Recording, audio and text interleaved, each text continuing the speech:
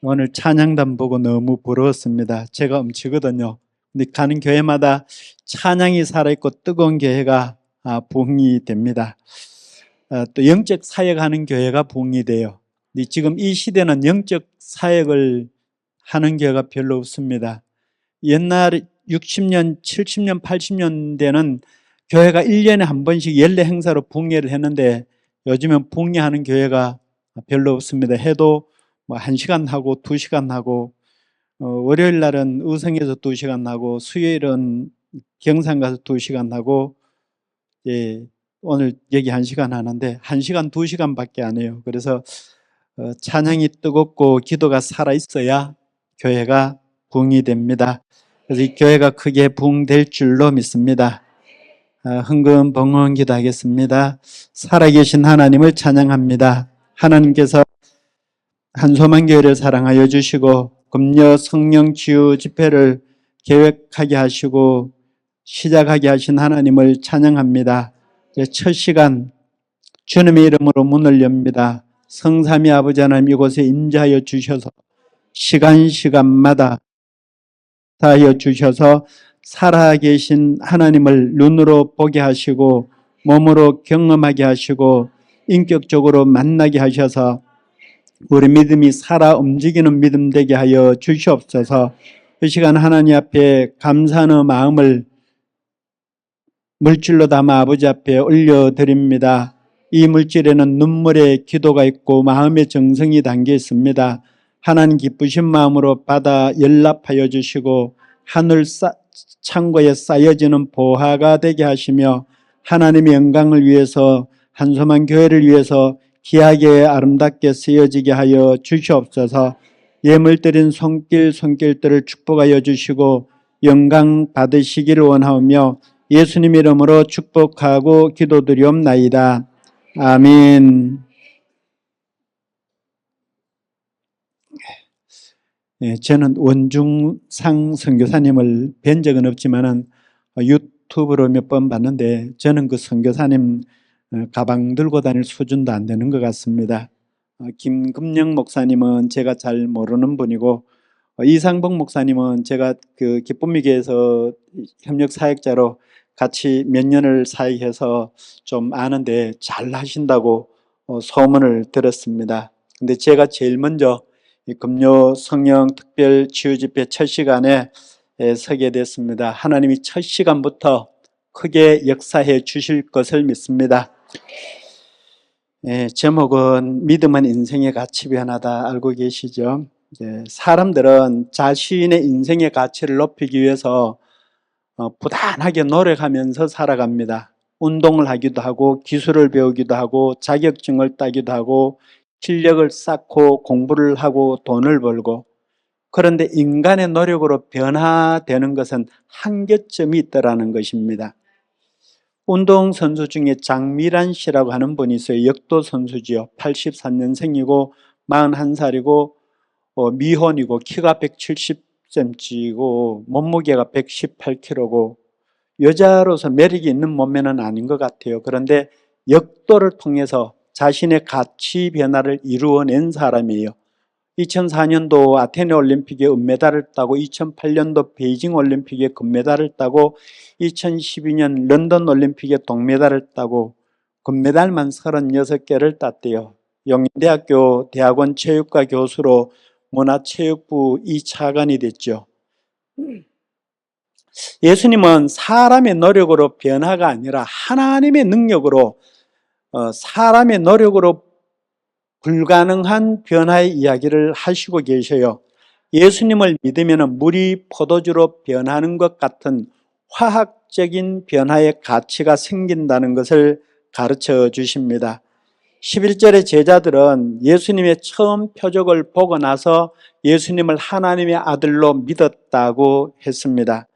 요한복음에는 예수님이 하나님의 아들 되신 증거를, 아들 되심을 증거하는 표적이 7개가 기록이 되어 있는데, 갈릴리 가나 혼인잔치에서 물로 포도주를 만드신 표적이 요한복음에만 기록되어 있고, 사도 요한은 이 표적을 예수님이 행하신 첫 번째 표적이라고 강조하고 있습니다.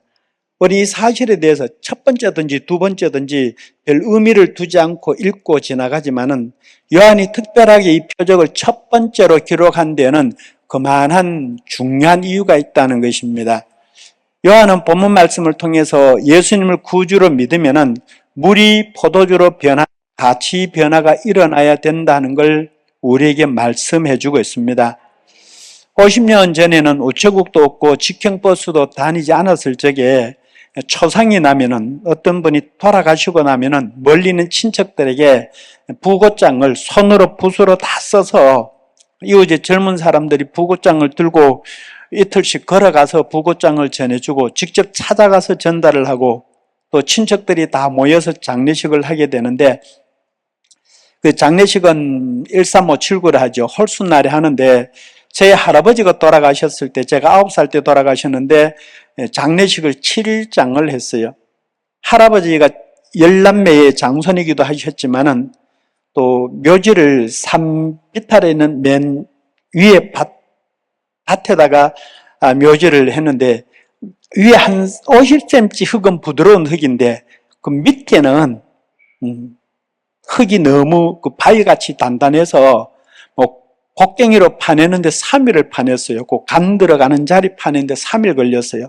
그러다 보니까 7일장을 하게 됐는데 아버지가 10남매고 할아버지가 10남매니까 다 모였으니까 우리 가족만 해도 60명, 70명 되니까 쌀을 2가마니가 들어가더라고요.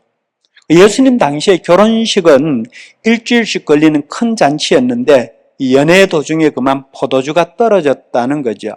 결혼식에 흥을 돋구는데 필요한 포도주는 잔치의 중요한 음식이기 때문에 포도주가 떨어졌다는 것은 신랑과 신부의 행복의 시작이 부끄러움으로 시작하게 되는 거고 잔치의 흥이 깨지게 되는 거고 양가에 큰 수치를 남기는 것이 되죠.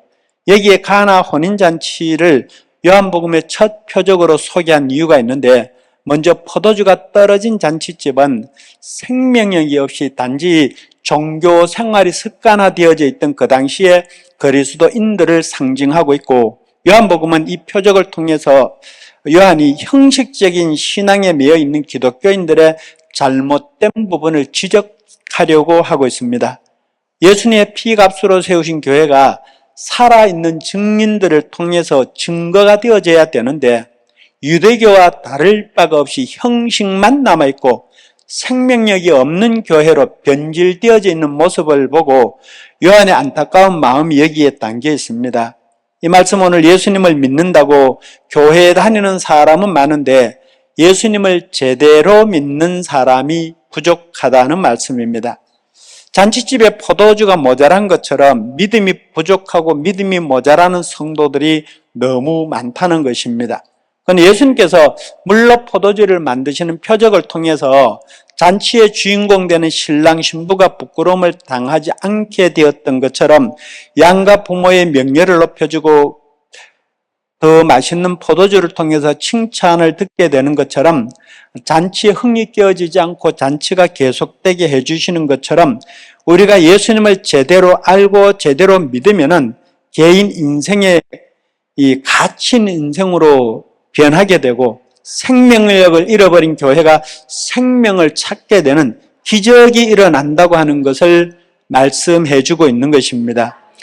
교회에 잘 다녀서 인간적인 노력으로 윤리적으로 도덕적으로 조금 착하게 성실하게 변화되는 것을 말하는 것이 아닙니다. 사람의 노력으로 얻을 수 없는 가치 변화를 예수님 구주로 믿음으로 맹물 같은 인생이 포도주같이 달콤한 인생으로 바뀌어진다는 말씀입니다. 첫 번째 생각해 볼 것은 성도들은 많은데 믿음이 부족하다. 오늘 우리 자신의 믿음이 부족하고 잘못됐다 하는 걸 알아야 되는 것입니다. 3절에 포도주가 떨어진지라 예수의 어머니가 예수에게 이르되 저들에게 포도주가 없다 하니 그랬어요. 이 말씀을 자세히 살펴보면 예수님의 어머니 마리아가 예수님에게 구체적으로 포도주가 없으니까 만들어 달라 하든지 사다 달라 하든지 어떻게 처리해 달라고 부탁한 것이 아니에요. 그냥 마리아는 포도주가 모자라는 정도가 아니고 포도주가 없다 그랬어요. 앞에는 포도주가 떨어진지라 그랬고 마리아는 예수에게 포도주가 없다 그랬어요. 잔치집에 손님이 많은데 잔치집에 제일 중요한 음식이라고 말할 수 있는 포도주가 떨어졌다, 포도주가 모자란다 하는 말은 오늘 우리 신앙생활에 있어서 가장 중요하다고 해야 될 믿음이 부족하다, 믿음이 모자란다. 미련한 5 처녀가 등이 필요한 줄 알고 기름이 필요한 줄 알고 등에 가득 기름을 채웠지만은 여분의 기름이 모자라서 불이 꺼져가는 것과 같은 거죠. 우리의 믿음이 부족해도 안 되고 믿음이 없어도 안 되는 것입니다. 우리가 믿음이 부족해도 천국 못 가고 믿음이 없어도 천국 들어갈 수가 없습니다. 예수님은 믿음이 없는 자, 믿음이 적은 자를 책망하셨는데 누가복음 12장 28절에 제자들이 음식 준비하지 못하고 걱정할 때에 또 마태복음 16장 8절에 예수께서 아시고 이르시되 믿음이 작은 자들은 어찌하여 떡 없음을 염려하느라 서로 의논하느냐 하고 책망을 하셔요.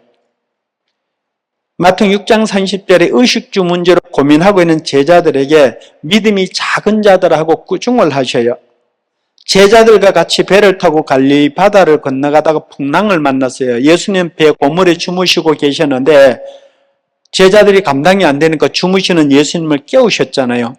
예수님이 일어나셔서 너희가 어찌하여 무서워하느냐, 믿음이 작은 자들아. 그래서 예수님이 일어나셔서 바람과 바다를 꾸중하셔서 잔잔하게 만드셔요. 베드로가 물 위로 걸어가다가 의심하니까 빠져들어갔죠. 마태복음 14장 31절에 예수님 베드로의 손을 붙잡으시면서 믿음이 작은 자야 왜 의심하였느냐 하고 꾸중하셔요. 간질병 아이에게서 귀신을 쫓아내지 못한 이유를 물었을 때 마태복음 17장 20절에 너희 믿음이 작은 까닭이니라 그랬어요. 믿음이 작으면 귀신을 쫓아내지 못한다고 말씀하셨어요. 오늘 우리에게 겨자씨 하나일 만한 믿음이 없는 것이 문제라는 거죠. 잔치의 주인공인 신랑과 신부가 포도주가 떨어진 줄, 모자란 줄, 없는 줄 모르고 있었다는 거죠. 성도들이 자신의 믿음이 없는 걸 모르고 살아요. 사람들이 자기 몸에 질병이 있는 걸 모르고 사는 사람들이 많아요. 많은 병자들이 자기 몸에 심각한 질병이 있는 걸 모르고 자신이 질병으로 죽어가고 있는 걸 모르고 살아가요. 그 치료의 때를 놓치면 간단하게 수술로 치료할 수 있는 부분도 고칠 수 있는 기회를 놓치면 고치지 못하게 되죠. 제가 이렇게 등이나 머리에 안수하다가 보면은 콩팥이 신장이 나빠지거나 간이 나빠지거나 폐 기능이 나빠져 있는데 본인이 전혀 모르고 계시는 분들이 있어요. 오늘 또 오전에 춘천에 목사님이 기도 받으러 오셨는데 제가 손을 얹고 기도했는데 간이 한 30% 정도 나빠졌더라고요. 본인이 늘 피곤하고 몸이 힘든데 왜 아픈지를 모르는 거예요. 병원에 가서 피검사도 하고 소변검사도 하고 엑스레이 찍고 했는데 의사가 아픈 걸 못 찾아내는 거예요. 콩팥, 신장 같은 경우에는 의사들이 엑스레이 찍고 소변검사, 피검사 해서 병이 생긴 걸 찾아내려면 40%, 50% 나빠져야 찾아낼 수 있대요. 그러니까 20%, 30% 나빠졌을 때는 모른다 이 말이죠. 의사가 발견해낼 수가 없는 거죠. 근데 60% 나빠지면 투석을 해야 돼요. 50% 나빠졌을 때 발견하면 망가질 만큼 망가진 다음에 발견하게 되는 거거든요.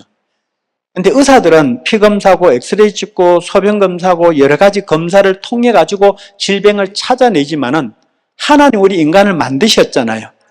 컴퓨터가 아무리 복잡해도 컴퓨터를 만든 사람은 뚜껑 딱 열면은 어디가 고장났는지 왜 고장났는지를 알아요. 텔레비전 복잡하잖아요. 핸드폰 열어보면 얼마나 복잡해요. 그런데 만들었는 사람은 뚜껑만 열면 어디가 아픈지 왜 아픈지 알아요. 하나님이 아신다고요. 어떤 여자분들은 이 손 얹고 기도하면은 가슴에 유방염이나 자궁에 물혹이 생겨 있는데 본인이 모르고 있는 분들이 많아요. 제가 2008년 봄에 조금 매운 것만 먹으면 조금만 매운 게 들어가면 설사가 나, 배탈이 나요. 그래서 병원에 가서 대장 내시경을 하게 되는데, 내시경 하면서 같이 의사하고 같이 이렇게 모니터를 보면서 하는데, 의사가 휙 지나가는데 보니까 제 눈에 용종이 보이는 거예요. 선생님 뒤로 해서 이 1cm 되는 용종을 용종을 1cm 되는 것 2개, 2cm 되는 거 1개, 3개를 찾아서 그 내시경 칼로 이렇게 잘라가지고 손가락만한 알코올봉에 집어넣어서 정밀 검사하는데 보내서 분석 결과가 나오면 연락해 준다고 집에 가 있으라 하더라고요. 제가 이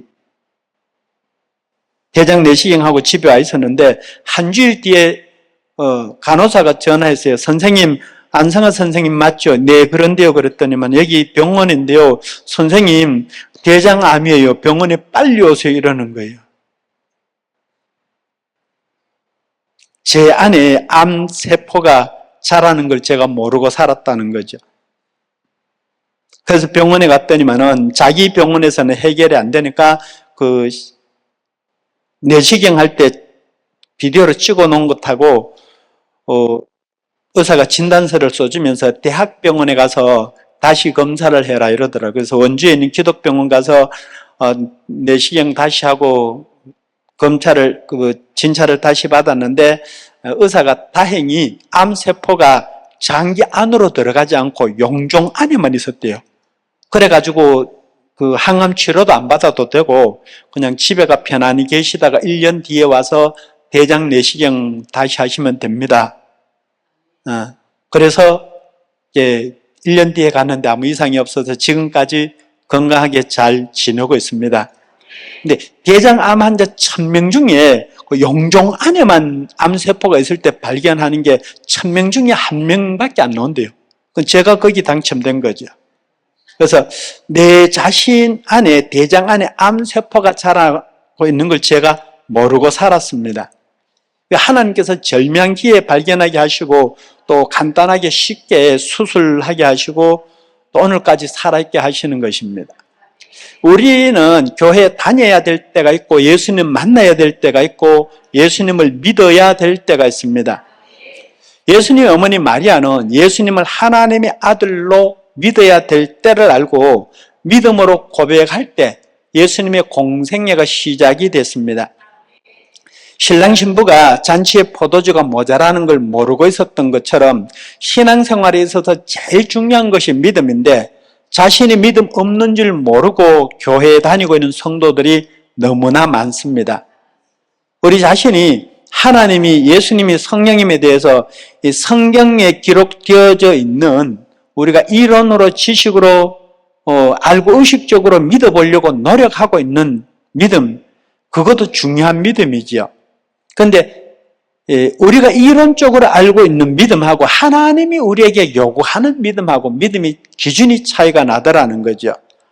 많은 성도들이 교회에 열심히 다니면은 예수님을 믿는 것으로 알고 있고 예수님을 만난 것으로 알고 있고 살지만은 많은 성도들이 예수님을 제대로 만나지 못하고 제대로 믿지 못하고 교회에 다니고 있는 분들이 많더라는 거죠. 요한복음 3장 18절 그를 믿는 자는 심판을 받지 아니하는 것이요 믿지 아니하는 자는 하나님의 독생자의 이름을 믿지 아니하므로 벌써 심판을 받은 것이니라고 했습니다. 지금이 예수 믿어야 될 가장 좋은 때입니다. 여러분들은 예수님 잘 믿고 계시죠? 이 시간에 내 믿음의 기준, 하나님이 원하시는 믿음의 기준으로 내가 제대로 믿고 있는가 이걸 한번 확인해 보시기 바랍니다. 내 기준으로, 사람의 기준으로 믿는 것하고 하나님의 기준으로 믿는 것하고 다르기 때문에 사람의 기준은 그냥 성경 말씀에 기록되어져 있는 대로 주일 성수 잘하고 11조 잘하고 봉사 잘하고 순종 잘하고 충성 잘하고 이런 사람 믿음 좋다고. 이 믿음도 중요한 믿음이에요.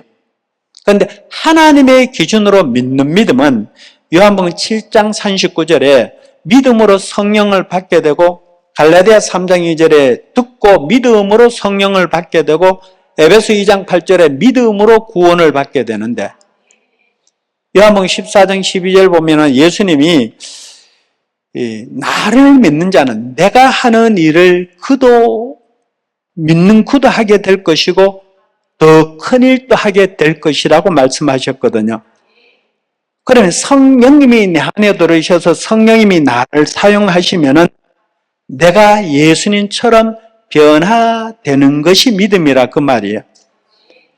마태복음 17장 20절에 너희 믿음이 작은 까닭이 아니라 진실로 너희에게 이르노니 만일 너희에게 믿음이 겨자씨 한 알만큼만 있어도 이 산을 명하여 바다에 던져져라 하면은 옮겨질 것이고 너희가 못할 것이 없으리라.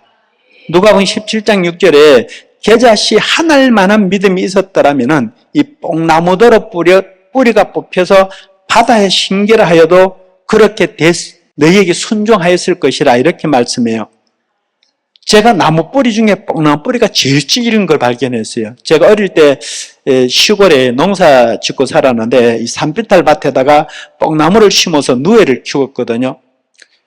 근데 70년 초반에 농약이 나와서 농약을 치기 시작하니까 밑에 밭에 농약 치는데 바람이 불어서 농약이 산 위에 있는 뽕나무에 농약이 묻었어요. 모르고 따다가 누에게 먹였는데 누에가 다 죽어버렸어요. 그래서 더 이상 누에를 키울 수 없어가지고 뽕나무를 다 캐내는데요. 처음에는 나무 뿌리가 이런 걸 다 이렇게 흙을 파서 캐내는데 손가락만한 뿌리가 떨어지잖아요. 갱이로 찢고 삽으로 자르다 보면은 뿌리가 굵고 잔 것이 막 떨어지는데 뽕나무를 다 캐내고 콩을 심었어요. 가을에 콩 추수하러 가보니까 손가락만한 뽕나무가 1m 정도 되는 뽕나무가 콩밭이 아니고 뽕나무밭이 되어 있는 거예요.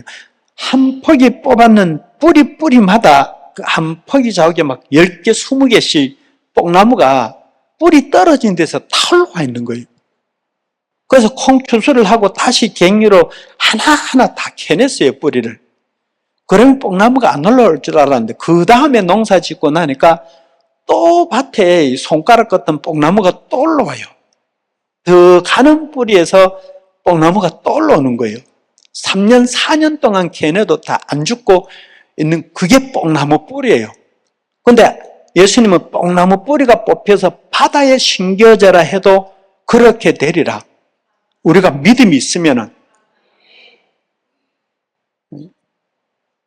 말씀이 좋다, 말씀이 은혜롭다 하는데 말씀은 살아계신 하나님이고 말씀은 능력이에요. 그냥 말씀이 좋아야 되는 것이 아니고 말씀이 능력으로 나타나야 되는 거예요. 예수님처럼 뽕나무가 바다에 심겨져라, 무화과 나무가 말라 죽어라, 산이 옮겨져라. 예수님이 병자들 고칠 때 내 믿음대로 될지어다 내 믿음이 너를 낫게 하였느니라 말씀하실 때 말씀대로 이루어졌잖아요. 그런데 강단에서 선포되는 말씀은 은혜롭고 눈물이 나고 감동이 되는데 아무런 역사가 변화가 안 일어나면은 그 말씀이 좋은 말씀이고 은혜로운 말씀인데 능력은 없는 말씀이죠.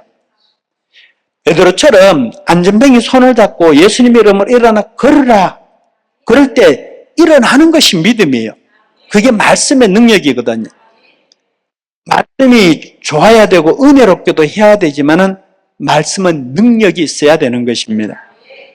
마가복음 16장 17절에 믿는 자들에게 이런 표적이 따르리니 곧 그들이 내 이름으로 귀신을 쫓아내며 새 방언을 말하며 그랬어요. 믿는 자들, 우리가 예수 믿는 자들에게 이런 표적이 따르니 귀신 쫓아내는 게 표적이라고 말씀하고 있어요. 믿는 자들에게 신학교를 공부해야 되고 40일 철학기도를 해야 되고 금식기도를 해야 되고 아무 조건이 없어요. 예수님을 하나님의 아들로 믿고 예수님이 내 죄를 대신 벌받아 죽으셨다 부활하신 걸 믿고 승천하시고 재림에 오실 걸 믿는 예수님을 믿는 자들에게는 이런 표적이 따르리니 예수님 이름으로 귀신을 쫓아내며 그랬거든요. 많은 목사님들이 귀신 쫓아내는 능력 주세요, 은사 주세요, 기도만 하고 있어요. 이미 우리에 다 주셨는데 사용하면 되는데 사용하는 방법을 모르고 주세요만 기도하고 있어요. 마른 막대기 같고 벌레 같은 우리 사람들이 성령님이 들어오셔서 우리를 사용하시면은 우리가 예수님처럼 살아가는 가치 변화가 일어나는 것이 믿음이에요. 하나님 말씀하시는 믿음이에요. 우리가 성령을 받았으면은 디도서 3장 8절에 선한 일을 해야 되고 요한복음 14장 12절에 믿는 사람은 예수님이 하신 일을 해야 되고 더 큰 일도 해야 된다고 했고 마가복음 16장 17절에 믿는 자들에게 표적이 나타나야 된다. 표적이 예수님 이름으로 귀신을 쫓아내는 것이라고 말씀했습니다. 사복음서에 예수님이 사람에게 숨어서 병들게 하는 귀신을 쫓아내신 이야기가 사복음서에 40번 나와요. 귀신 쫓아내면 이단으로 가는 사람은 예수님을 모르는 사람이에요. 예수님을 이단으로 만드는, 예수님이 귀신 쫓아냈으니까 예수님을 이단으로 만드는 사람이에요. 표적이 나타나지 않는 믿음, 행함이 없는 믿음, 병든 믿음, 죽은 믿음이죠. 표적이 나타나지 않는 설교, 말씀의 능력이 나타나지 않는 설교가 좋은 설교가 아니라 이런 일들이 나타나지 않으면 맹물이라는 거죠. 포도주가 아직 못 됐다 이 말이에요. 예수님을 제대로 믿고 있는 것이 아니다. 예수님이 자신의 죄를 대신 벌받아 죽으셨다가 부활하신 걸 믿고 승천하시면서 내가 다른 보혜사를 보내주신다 이 말씀을 믿고 보혜사 성령께서 믿는 사람 안에 속에 들어오셔서 우리 몸을 사용하셔서 우리가 예수님처럼 살게 되는 것이 믿음 생활을 제대로 하는 것이다. 하나님 말씀하신 믿음의 기준이 그것이에요. 갈라디아 2장 20절에 내가 그리스도와 함께 십자가에 못 박혔나니 그런즉 이제는 내가 사는 것이 아니요 오직 내 안에 그리스도께서 사시는 것이라. 이제 내가 육체 가운데 사는 것은 나를 사랑하사 나를 위하여 자기 자신을 버리신 하나님의 아들을 믿는 믿음 안에서 사는 것이라. 죄 지은 나는, 예수 믿기 전에 죄 지은 나는 예수님과 함께 십자가에 못 박혀 죽어버렸고 자존심, 체면, 욕심, 혈기, 고집 다 죽어버렸고 이제는 내 안에 예수님이 부활하셔서 내 안에 성령님이 내 주인으로 오셔서 나를 사용하시도록 사는 것이 믿음이다. 그래서 예수님을 믿는 내 안에 계신 성령님께서 내 몸을 사용하셔서 예수님이 하시는 일을 하시도록 사는 것이 믿음이다. 그래서 이 믿음은 어떻게 생기느냐? 순종해야 생깁니다. 그래서 단지 포도주가 없다고 상황을 말하던 마리아가 하인들을 향해서 이렇게 요한복음 2장 5절입니다. 그의 어머니가 하인들에게 이르되 너희에게 무슨 말씀을 하시든지 그대로 하라 하니라. 사람들에게 예수 믿고 구원받으라고 전도하면 아직은 믿을 때가 아니라고 대답하래요. 세상 오락을 좀 더 즐기고 돈 벌어놓고 자녀 공부시켜놓고 결혼시켜놓고 자기 일 하고 싶은 거 다 하고 나서 늙고 병들고 시간 날 때 쓸모없을 때 그때 예수 믿겠다 그래요. 하나님도 너 늙고 병들고 힘없고 돈 없는데 나 너 필요 없다고 말씀하셔요. 너무 늦었다고 말씀하셔요. 우리는 더 늦기 전에 지금 믿어야 되고 지금 헌신해야 되고 지금 봉사해야 되고 지금 충성해야 되고 오늘부터 해야 됩니다. 예수님은 지금 은혜를 받을 만한 때요 지금은 구원의 날이로다. 고린도후서 6장 2절에 말씀하셨잖아요. 마리아가 예수님을 하나님의 아들로 받아들이고 하인들을 향해서 순종하라고 명령했을 때 예수님이 하인들에게 두 가지 명령을 내려요. 첫 번째 명령은 항아리에 물을 채워라 그랬어요. 7절입니다. 예수께서 그들에게 이르시되 항아리에 물을 채우라 하신즉 아기까지 채우니 6절에 나오는 돌 항아리 용도는 유대인들의 율법에 따라서 식사하기 전에나 외출해서 돌아오면은 샌들 슬리퍼 신고 모래를 많이 걸었으니까 발에 땀이 나서 흙먼지가 묻었고 손에 묻었으니까 씻고 건물 안에 들어간다는 거죠. 그래서 씻어야 될 물이 필요하고 물이 귀한 곳이기 때문에 돌 항아리에다 물을 미리 준비해 둬야 되기 때문에 또 가족이 많거나 손님이 많이 오는 집에는 돌 항아리가 한 개만 있는 것이 아니고 여러 개가 있다는 거죠. 그런데 돌 항아리가 흔한 물건이 아니기 때문에 잔치집에서는 아마도 이웃집에 빌려 온 것도 있을 거예요. 잔치집에 손님이 계획한 것보다가 더 많이 왔기 때문에 항아리에 준비했던 물을 다 사용해 버렸을 것이고 포도주도 예상했던 것보다 손님이 너무 많아서 모자라게 됐다는 거죠. 예수님의 비어있는 항아리에 물을 채우라고 명령을 하는데 7절에 하인들이 아구까지 가득히 물을 채웠더라. 아구까지 넘치도록 끝까지 그만해라 그럴 때까지 순종했다는 거죠. 어떤 성도는 조금 해보다가 며칠 해보다가 힘들면은 바쁘면은 쉽게 포기해버려요. 사무엘상 15장 22절에 사무엘이 순종하는 것이 제사 드리는 것보다 낫다 그랬어요. 여기 한 가지 생각해 볼 것이 있는데, 돌 항아리 용도는 원래 손님들의 손과 발을 씻는 물을 준비해 두는데 사용하는 그릇이에요. 포도주를 담는 그릇이 아니라는 거죠. 예수님이 누가복음 5장 38절에 새 포도주는 새 가죽 부대에 넣어야 된다고 예수님이 직접 말씀하셨거든요. 그런데 무엇 때문에 예수님께서 새 포도주를 만드는 역사를 일으키는데 가죽 부대가 아니고 돌 항아리를 사용하셨을까 하는 것입니다. 예수님께서는 전통적인 형식의 그릇이었던 그 가죽 부대가 아니고 예수님 자신으로부터 나오는 은혜의 새 그릇이 필요했다라는 거죠. 그래서 우리 삶을 새롭게 하기를 원하셨다. 예수님 명령 앞에 하인들이 묵묵히 순종을 해요. 누구나 마음만 먹으면 순종할 수 있는 쉬운 일이라는 거죠.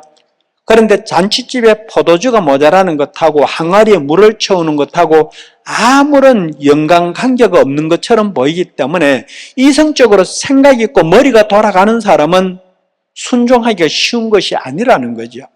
그런데 하인들은 아무런 이의를 달지 않고 순종을 해요.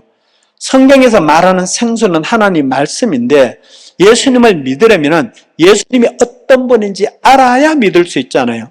예수님을 잘 알 수 있는 방법은 예수님의 말씀인 성경을 많이 읽어야 예수님을 알 수 있어요.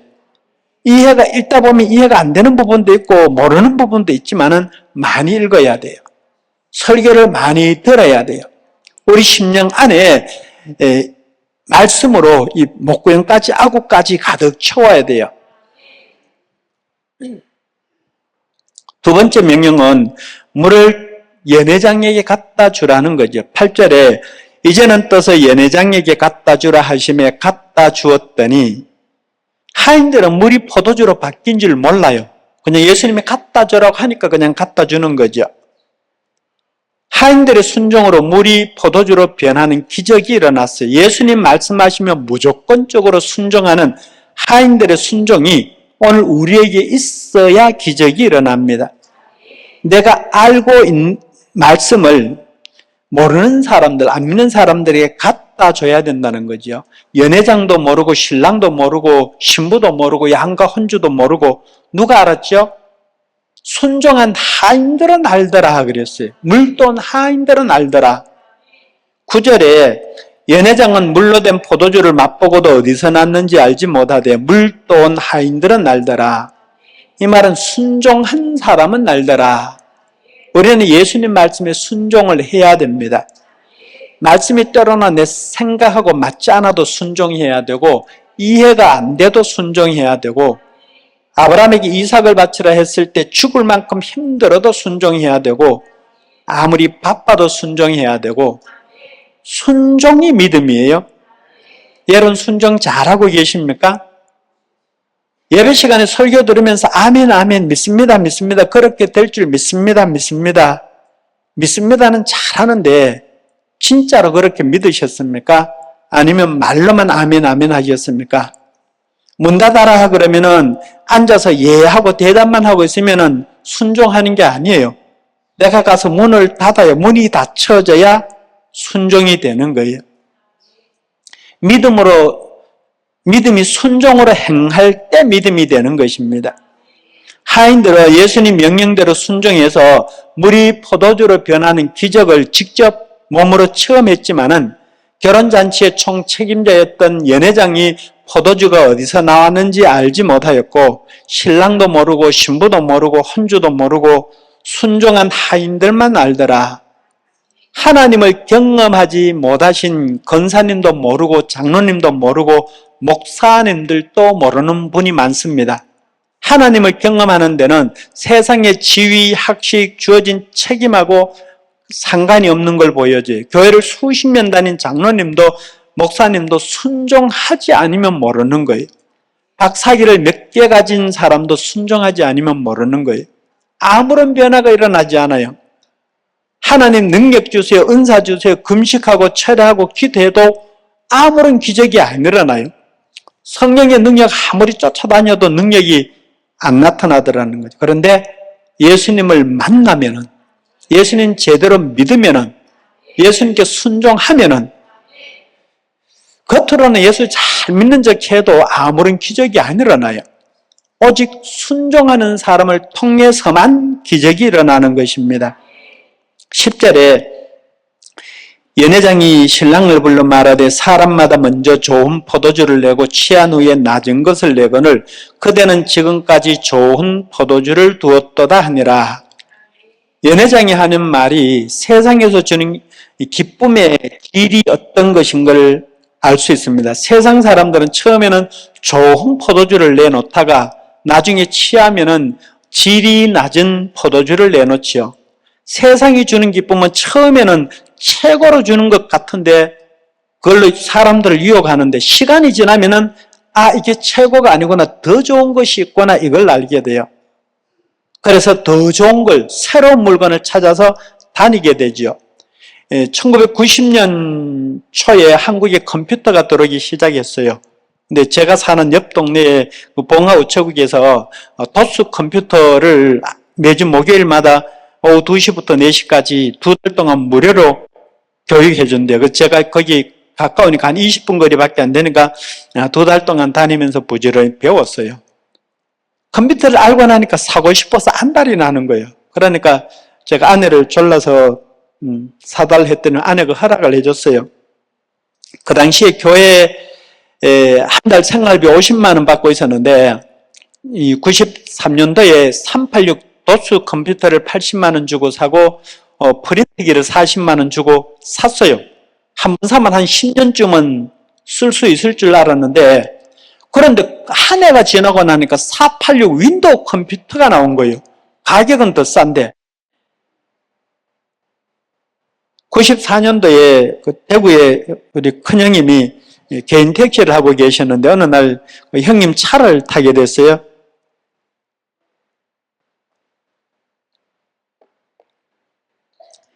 개인 택시 앞자리에 이 마이크보다 더 큰 게 이렇게 걸려 있어요. 형님 그거 뭐요? 하니까 그거 전화기다 야. 전화기다 이래요.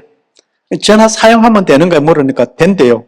그 제가 거기서 전화기를 눌러가지고 친구 전화님한테 전화하니까 전화가 되는 거예요.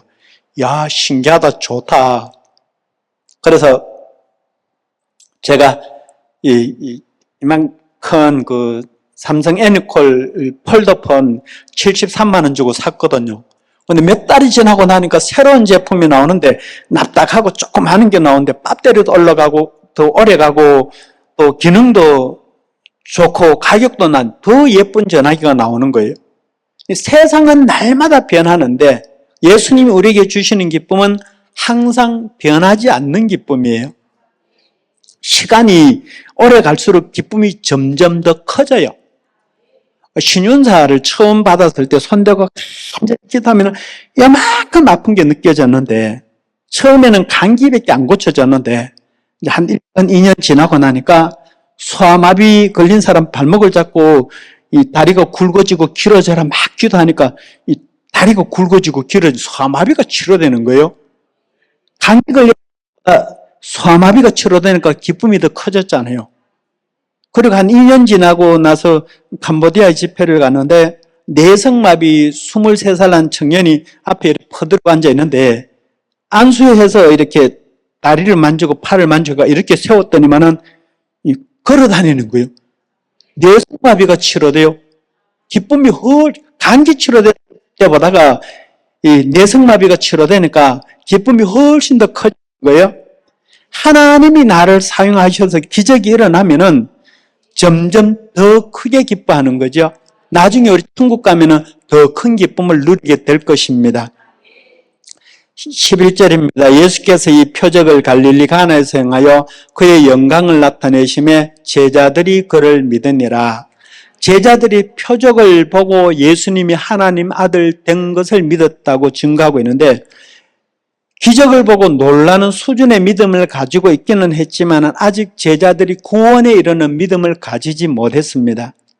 물이 냉장고에 넣으면은 얼음이 되잖아요.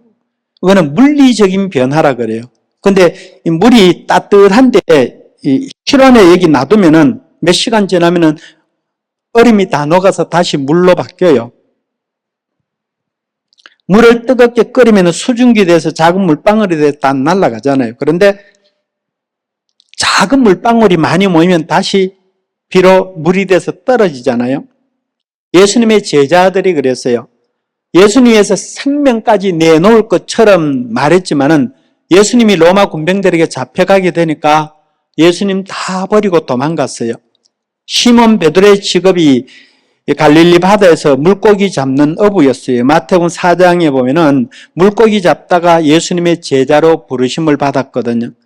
누가복음 5장에 보면은 예수님 말씀에 순종해서 많은 고기를 잡은 경험도 있었어요.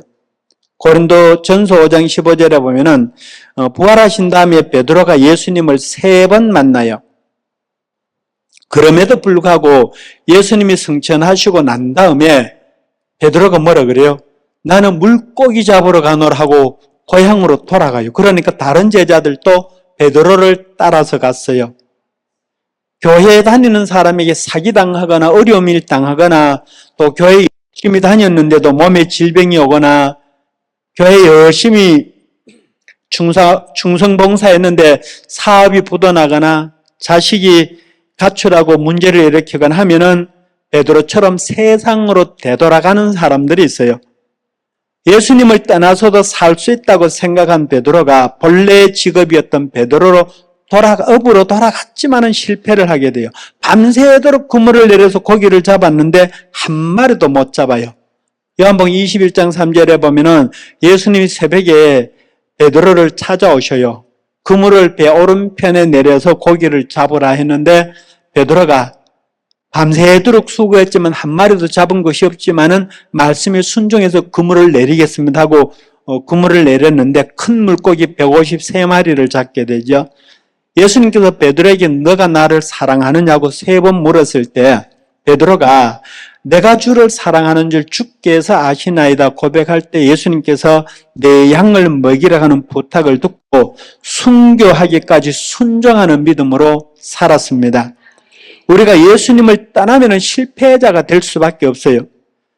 예수님 말씀을 믿고 순종하며 살아갈 때 우리 맹물 같은 인생이 값비싼 와인으로 화학적인 변화가 일어나요. 오늘 우리도 예수님을 그냥 부흥회나 수련회나 이런 집회 분위기에 따라서 감정적으로 예수님 고백하고 믿을 수가 있어요. 그런데 조건이 바뀌어지고 환경이 바뀌면은 믿음이 사라져 버릴 수가 있어요. 아무리 믿음 좋은 목사도 석 달만 교회 안 나가고 성경 안 읽으면 믿음 없어요. 믿음이 사라져 버려요. 어떤 사람은 병 낫고 싶어서 교회 열심히 다니다가 병 나으면은 교회 떠나가는 사람이 있어요. 감정에 의존하지 않는 완전한 변화가 필요한데 물이 포도주로 변하는 것처럼 화학적인 변화가 필요한 것입니다. 물이 포도주로 변하는 것은 현대 과학으로도 이루어질 수 없는 변화예요. 예수님을 믿는다고 하는 것은 물리적인 변화를 넘어서 화학적인 변화가 일어나야 된다는 것입니다. 제가 17살 때 교회를 한 6달쯤 다녔는데 교회 다닌다고 아버지가 예수 믿으려면 내 집에서 나가라고 쫓아내셨어요. 교회에서 쫓겨났는데 갈 데가 없었어요. 그래서 교회 안에 이런 방이 있는데 방에서 성경을 읽었어요. 이 책이 하나님 말씀이라고 하나님 살아계신다고 하는데 하나님이 나한테는 뭐라고 말씀하실까? 그게 궁금했어요. 하나님이 살아계시고 나한테 말씀하시면 내가 예수를 믿고 아니면은 예수 그만 믿어야 되겠다. 그래서 3일 동안 이 창세기 1장 1절부터 요한계시록까지 다 읽으려고 작정하고 다 읽을 때까지 집에 안 가려고 어차피 집에 쫓겨났으니까 집에 가면 아버지한테 혼날 거니까 밤낮으로 성경만 읽었어요.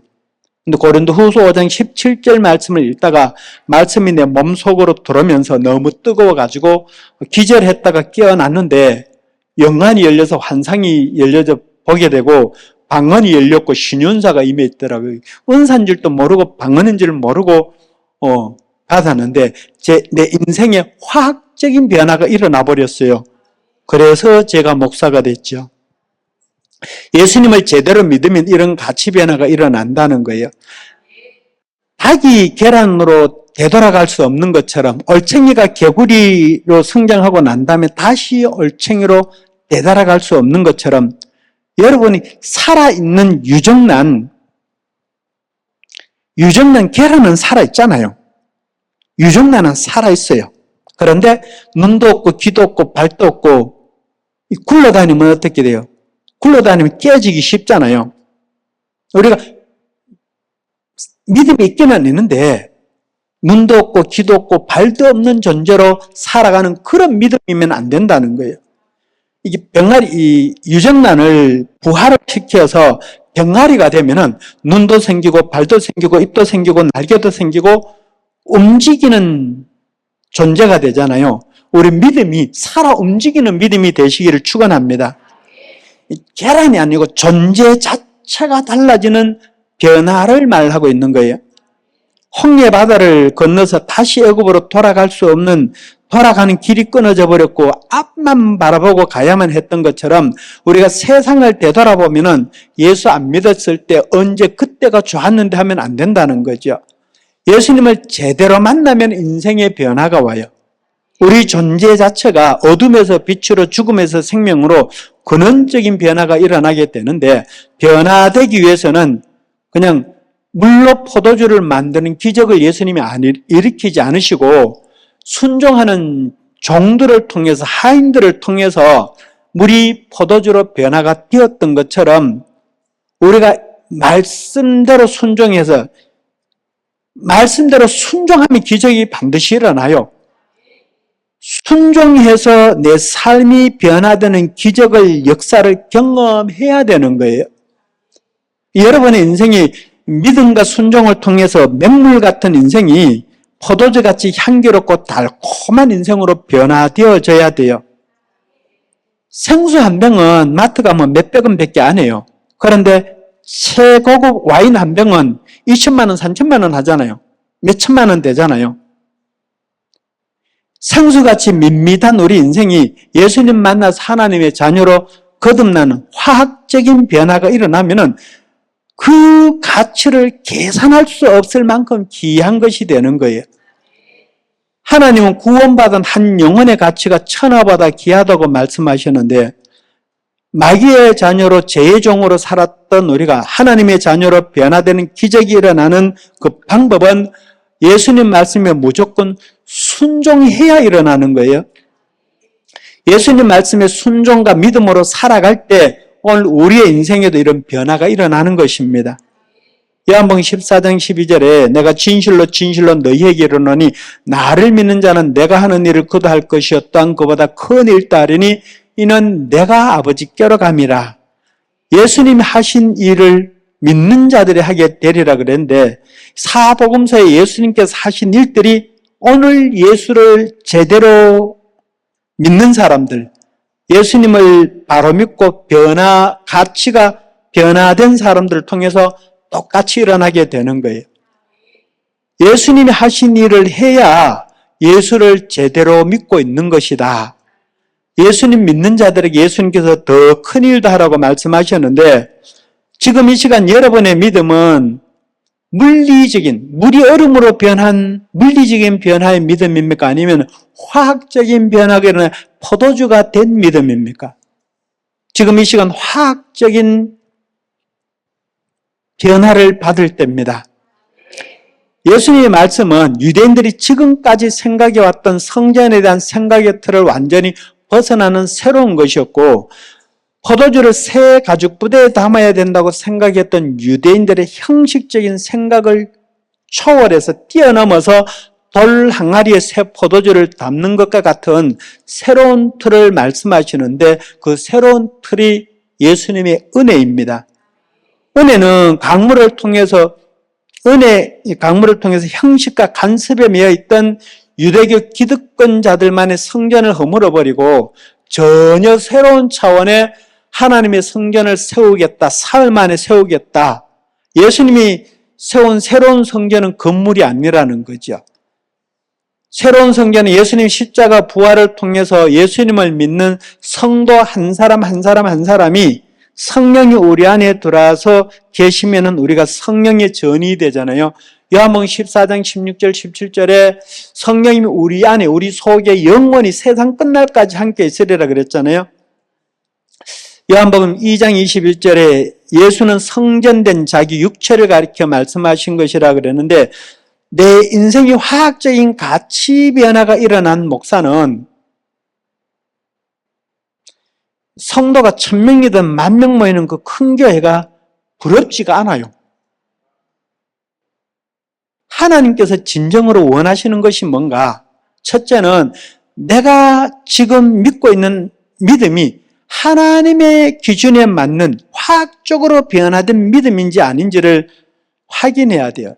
지금 내 믿음이 얼마나 엉터리로 믿고 살아왔는가를 바로 알아야 되고, 먼저 예수님 말씀을 들어야 되고, 물을 항아리까지 채워야 되고, 연회장에 갖다 줘야 되고, 예수님이 요한복음 9장에 11절에 그 맹인 눈에다가 진흙을 발라주면서 실람못에 가서 씻으라 그랬잖아요. 순종하고 보게 되더라 그랬거든요. 제가 기도 사역을 할 때 하나님 보여주시고 가르쳐 주시고 기도했을 때 하나님이 내 몸을 사용하시니까 제 인생에 화학적인 변화가 일어나게 된 거예요. 성령님의 내적인 음성을 마음으로 몸으로 듣고 순종하니까 사역할 때 귀신이 떠나가고 질병이 치유가 되는 거예요. 제 인생에 화학적인 변화가 일어나서 여기까지 불려온 것입니다. 두 번째로는 말씀에 절대적으로 순종을 해야만 믿음이 생겨요. 하나님은 99% 순종하는 사람들 100명보다가 100% 순종하는 한 사람을 사용하셔요. 나는 하나님께 얼마나 순종하고 살았는가를 돌이켜봐야 되고, 세 번째로는 주님의 구원과 회복의 역사를 깨닫는 자, 믿음을 회복해야 되는 거죠. 예수님의 제자들이 표적을 보고 예수님을 하나님의 아들로 믿었다. 이 말씀의 거울이 우리 자신의 신앙을 비추어서 하나님이 말씀하고 계시는 믿음, 우리 자신이 믿고 있는 믿음이 얼마나 차이가 있는가를 확인해보고 하나님이 바라시는 믿음의 수준이 되도록 우리가 힘써야 되는 것입니다. 현재 믿음, 내 믿음 상태가 아직 생수 그대로인가 아니면 포도주로 변해져 있는가? 예수님 우리 맹물 같은 인생을 최상급 포도주로 변화시켜 주시기를 원하고 계셔요. 이 진리를 깨닫고 실천하고 사는 것이 우리 인생의 화학적인 변화가 일어나는 믿음의 삶을 살아갈 수 있는, 우리가 예수 믿는 우리가 예수님처럼 변화되는 걸 말하는 거예요. 예수 믿는다고 하는 것이 성경책 들고 교회 다니고 주일 성수하고 예배 시간에 참석하고 11조 드리고 형편에 맞게 종교 생활하는 것도 중요한 일이긴 하지만 그걸 통해서 예수님을 만나게 되고 예수님께 순종하게 되고 하나님 우리에게 요구하시는 믿음, 화학적인 변화가 일어나는 변화의 과정이 주일 성수하고 11조하고 봉사하는 생활을 통해서 순종하는 생활을 통해서 변화되어지기 때문에 중요해요. 그걸 통해서 우리가 하나님의 자녀가 되는 거거든요. 죄의 종이 의의 종으로 바뀌는 것을 바라는 믿음이고, 내가 순종하고 싶은 만큼, 이해되는 만큼, 유익이 되는 만큼, 믿고 싶은 만큼 믿는 믿음이 아니고, 요한복음 14장 12절 다시 말씀드리면은 성령님이 내 안에 들어오셔서 내 몸을 사용하시면은 예수님이 하셨던 일을 오늘 믿는 내가 하게 되는 거예요. 예수님보다 더 큰 일을 하게 되는 것. 내가 예수님처럼 변화되는 것이 믿음이다. 요한이 물로 포도주로 변화되는 걸 첫 번째 표적으로 말한 이유가 여기 있는 거예요. 우리가 그냥 다른 믿음이 아니고 이렇게 변화되는 것이 믿음이다 하는 걸 요한이 가르쳐주고 있는 거예요. 마태복음 17장 20절에 너희 믿음이 작은 까닭이니라 진실로 너희에게 이르노니 만일 너희에게 겨자씨 한 알만큼만 있어도 산을 명하여 옮겨져라 하면 옮겨질 것이요 너희가 못할 것이 없으리라. 산이 뭐예요? 우리 질병도 산이고 가난도 산이고 사람관계 모든 문제의 산이라 말이죠. 문제는 없어져라, 아픈 것 치료되라, 통증이 없어져라 명령하면은 없어지고 해결되는 게 믿음이라는 거예요. 누가복음 17장 6절에 주께서 이르시되 너희에게 겨자씨 한 알만한 믿음이 있었더라면 이 뽕나무다루 뿌리가 뽑혀서 바다에 심기하라 하였을 것이요 그것이 너희에게 순종하였으리라. 이 마른 막대기 같고 벌레 같은 내가 성령님이 나를 사용하시니까 예수님처럼 살아가는 가치 변화가 일어나는 것이 믿음이라는 거예요.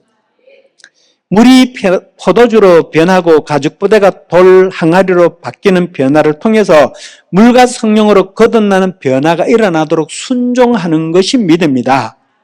이번 금요 성령 특별 주 집회를 통해서 여러분 모두에게 돈으로 계산할 수 없는 인생의 가치 변화가 일어나게 되시기를 축원합니다.